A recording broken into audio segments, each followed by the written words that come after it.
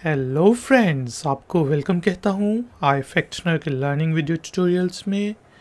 आज का video tutorial जिसका टाइटल है confusing words in English part number 6 में हम सीखेंगे इंग्लिश के ऐसे कंफ्यूजिंग वर्ड्स जिनके स्पेलिंग या फिर जिनकी प्रोनाउंसिएशन तो मिलती जुलती है लेकिन उनका मीनिंग डिफरेंट होता है और कई दफ़ा हम कंफ्यूज हो जाते हैं कि हमने कौन सा वर्ड कहाँ पर यूज़ करना है, जिसकी वजह से ना सिर्फ हमें इंग्लिश समझने में मुश्किल पेश आती है बल्कि फ्लुएंटली इंग्लिश बोलने में भी मुश्किल पेश आती है। तो शुरू करते हैं जी आज का वीडियो ट्यूटोरियल। आज का पहला वर्ड है जी probably. Spelling PROBABLY, probably. Probably का मीनिंग होता है किसी चीज़ के जब चांसेस ज़्यादा होने के हों। ठीक है जी, यानी कि प्रोबेबली कल बारिश होगी क्योंकि 80-90% चांसेस हैं बारिश होने के। हमने वेदर फोरकास्ट देख ली तो हमने कहा कि चांसेस ज़्यादा हैं कि कल बारिश होगी, तो यहाँ पे फिर हम प्रोबेबली का वर्ड यूज़ करेंगे, परहैप्स या फिर मे बी वगैरह यूज़ नहीं करेंगे। दूसरा वर्ड जो इससे मिलता जुलता है वह है प्रॉपरली। प्रॉपरली का मीनिंग होता है, मतलब प्रॉपरली वर्ड प्रॉपर से निकला है और इसका मीनिंग होता है सही तरीके से। ये जो है आपको काम प्रॉपरली करना चाहिए, आपको राइटिंग प्रॉपरली करनी चाहिए, उस सेंस में हम प्रॉपरली को यूज़ करते हैं। इन दोनों वर्ड्स को यूज़ करते हुए कुछ सेंटेंसेस बनाते हैं एक एक और उनके फिर ट्रांसलेशन करते हैं हिंदी और उर्दू में। जिससे मैं कहता हूँ I will probably go there, के चांसेस ज़्यादा हैं कि मैं कल वहाँ जाऊँ, शायद मैं कल वहाँ जाऊँ, लेकिन प्रोबेबली का वर्ड यूज़ हो गया तो इसका मतलब कि ज़ोर है कि मैं जाऊँगा। शायद कोई ऐसी चीज़ हो जाए कि ना जा सकूँ लेकिन चांसेस ज़्यादा हैं कि मैं जाऊँगा। I will probably go there.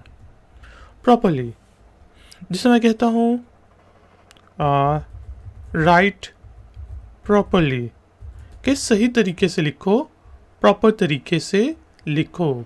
तो दोस्तों हमने देखा वर्ड प्रोबेबली का मीनिंग होता है चांस, किसी चीज़ के चांसेस ज़्यादा होने, और प्रॉपरली होता है सही तरीके से।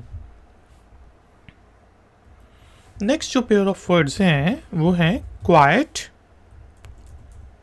और क्वाइट। देखिए सिर्फ एक जगह से दूसरी जगह पे हो रहा है और इनका मतलब बोलने का तरीका भी थोड़ा अलग हो जाता है। क्वाइट, सॉरी इसकी स्पेलिंग है QUIET, क्वाइट। ठीक है, क्वाइट, और ये है क्वाइट। क्वाइट होते हैं चुप, प्लीज़ बी क्वाइट, जिससे हम कहते हैं कि चुप हो जाएं मेहरबानी करके, चुप होना, खामोश होना। ठीक है, खामोश होना। क्वाइट जो होता है वो जिसे हम कहते हैं यू आर क्वाइट राइट, आप बिल्कुल ठीक हैं। तो बिल्कुल के मीनिंग में हम क्वाइट को यूज़ करते हैं। सेंटेंसेस बनाते हैं, उनकी ट्रांसलेशन करते हैं हिंदी और उर्दू में। जिस तरह मैं सिंपल सा कहता हूँ बी क्वाइट, के चुप हो जाओ, खामोश, जिस तरह टीचर जो है वो क्लास में कहता है।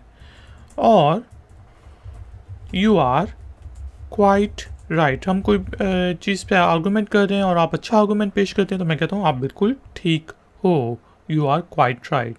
तो दोस्तों हमने देखा कि क्वाइट का मीनिंग होता है चुप होना और क्वाइट का मीनिंग होता है जी बिल्कुल। अब जो नेक्स्ट हमारे पास पेयर ऑफ वर्ड्स हैं जो हमें कंफ्यूज करते हैं वो हैं रेज और राइज। रेज होता है बढ़ाना, बड़ा करना, जिस तरह बच्चों को रेज करना, बच्चों को बड़ा करना, जिस तरह माँ बाप बच्चों को रेज करते हैं। राइज होता है उभरना, खासतौर पे जब सूरज सुबह के टाइम तलू होता है, नज़र आना शुरू होता है तो उसको कहते हैं, हम कहते हैं द सन इज़ राइजिंग। ठीक है, या कोई भी चीज़ जो नीचे से ऊपर उठ रही हो तो उसको हम कहते हैं राइज होना। इसी वजह से हम जो बड़ी बड़ी बिल्डिंग होती हैं उनको हाई राइजर्स भी कहते हैं। हाई राइजर्स क्यों नीचे से ऊपर जाती हैं। तो दोस्तों हमने देखा रेज का मतलब होता है बड़ा करना।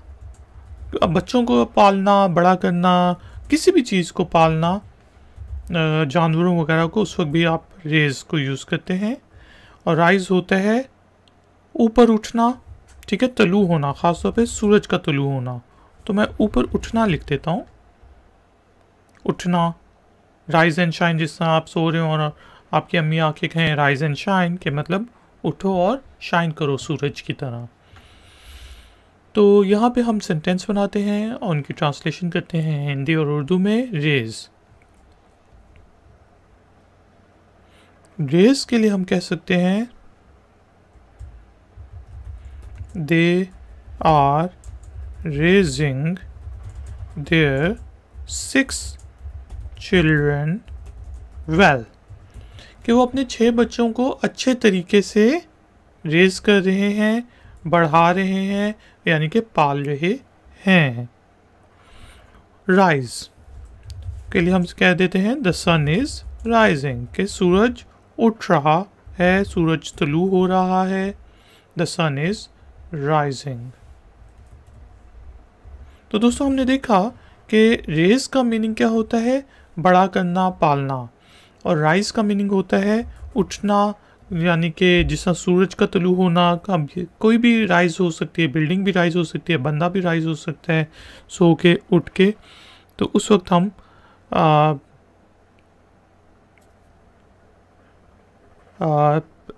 राइज को यूज़ करते हैं।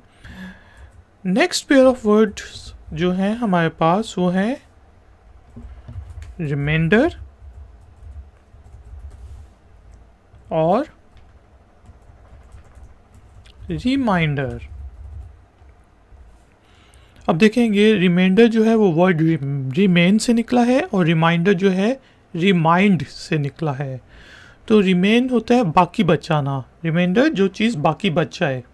जिस तरह आप मैथ्स का कोई क्वेश्चन कर रहे हो तो मैं कहूँ कि 4 में से 2 निकाले तो रिमाइंडर क्या बचा, बाकी क्या बचा, 2, ठीक है। तो वो रिमाइंडर होता है बाकी बचने की चीज़। रिमाइंडर होता है रिमाइंड से निकला है, माइंड, रिमाइंड, याद दिलाना। जिससे आप टेलीफोन पे रिमाइंडर लगाते हैं कि वो आपको याद दिला दे कि यार आज इसकी बर्थडे है, या फिर आपको नोटिस आ जाते हैं कि आज इसकी बर्थडे है, रिमाइंडर्स आते हैं। उस सेंस में हम रिमाइंडर को यूज़ करते हैं। तो दोस्तों हम रिमाइंडर से निकला है, रिमाइंडर रिमेन से निकला है, बाकी बच जाना इसका मीनिंग है। और रिमाइंडर रिमाइंड से निकला है, रिमाइंड का मीनिंग होता है याद, रिमाइंडर कोई चीज़ याद दिलाने वाली चीज़, याद दिलाना।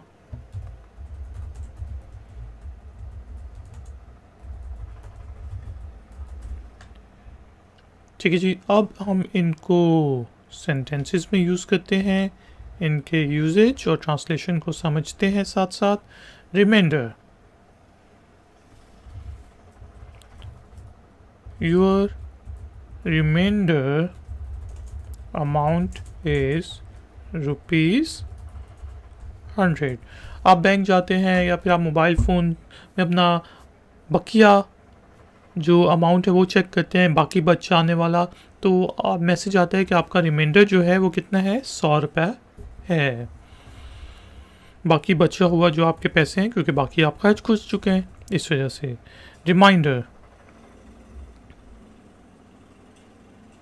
रिमाइंडर के लिए हम कह सकते हैं माय मोबाइल फोन हैज़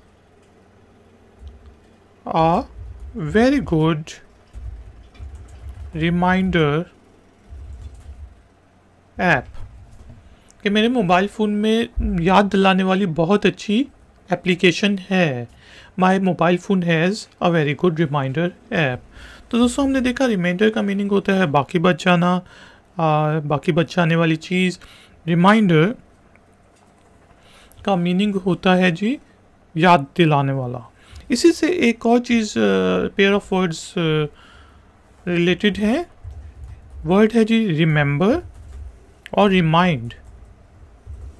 दोनों चीज़ें याददाश्त से, याद से रिलेटेड हैं, लेकिन रिमेंबर है जिससे आप कोई चीज़ याद करें।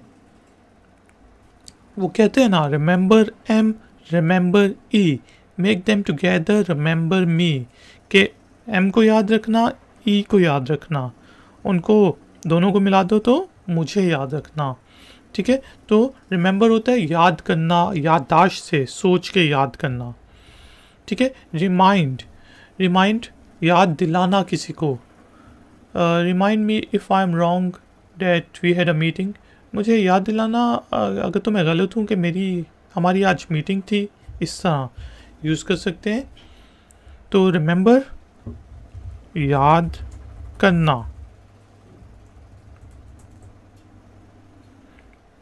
और रिमाइंड जो होता है याद दिलाना। ठीक है, जिसे हम कह सकते हैं I still remember the good old days, कि मुझे आज भी पुराने अच्छे दिन याद हैं। I still remember the good old days. Remind, remind me tomorrow, मुझे कल याद दिलाना यार। अब कहते हैं बॉस बॉस छुट्टी चाहिए है, तो मैं बॉस कहते हैं रिमाइंड मी टुमारो, मुझे कल याद दिलाना, I am busy right now.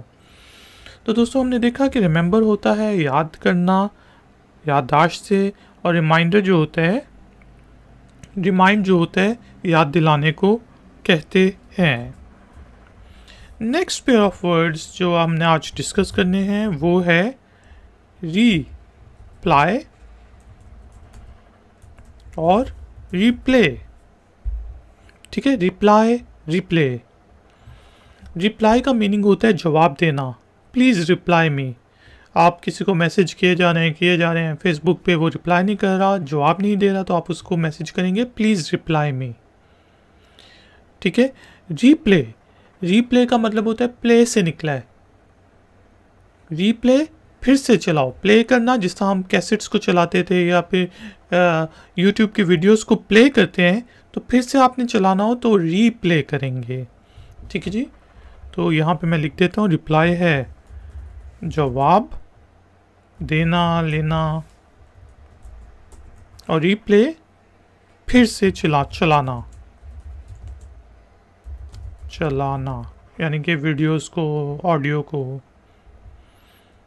जिस समय कहता हूँ please reply me as soon as possible, कि जितनी जल्दी हो सके मुझे रिप्लाई ज़रूर करें। कोई अर्जेंट टास्क है, कोई अर्जेंट मैटर है, उस वजह से मैंने कहा please reply me as soon as possible. Reply, जिससे मैं कहता हूँ कि if you have any doubts then please reply this video, कि अगर तो कोई भी आपको शक बाकी रह गया है, जो आज हमने कंफ्यूजिंग वर्ड्स डिस्कस किए हैं, कोई भी शक बाकी रह गया है तो कृपया करके, मेहरबानी करके इस वीडियो को फिर से रिप्ले करें, फिर से चलाएं। तो हमने देखा रिप्लाई का मीनिंग होता है दोस्तों कि जवाब देना, और रिप्ले होता है फिर से चलाना। फ्रेंड्स, आज के लिए इतना ही। प्लीज़ वीडियो को लाइक ज़रूर करें और शेयर करें इसके लिंक को। अगर आप नए हैं तो चैनल को ज़रूर सब्सक्राइब करके बेल आइकॉन को प्रेस कर दें। कोई भी क्वेश्चन हो नीचे दिए गए कमेंट्स बॉक्स में आप मुझसे पूछ सकते हैं। मिलेंगे एक और नए ट्यूटोरियल में। Until then, take care, keep learning, keep enjoying. Good day.